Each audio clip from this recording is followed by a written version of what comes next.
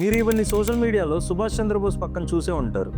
ఈవిడ గురించి అనేక రకాలుగా కథలు ఇంటర్నెట్లో తిరుగుతున్నాయి. అసలు వాస్తవాలు ఏంటో మనం మాట్లాడుకుందాం. నీరా ఆర్య గురించి ఇంటర్నెట్లో ఒక కథ తిరుగుతుంది. ఆవిడ రొమ్ములు కోసేశారని, చేతులు నరికేశారు అని. అసలు వీటిలో నిజమెంత? యాక్చువల్ హిస్టరీలో నీరా ఆర్య ఇండియన్ నేషనల్ ఆర్మీ INAలో రాణి ఝాన్సీ రెజిమెంట్లో సైనికురాలు. బ్రిటిషర్స్ ఆమెను ఇంటరాగేషన్లో బాధ పెట్టారనేది డాక్యుమెంటెడ్.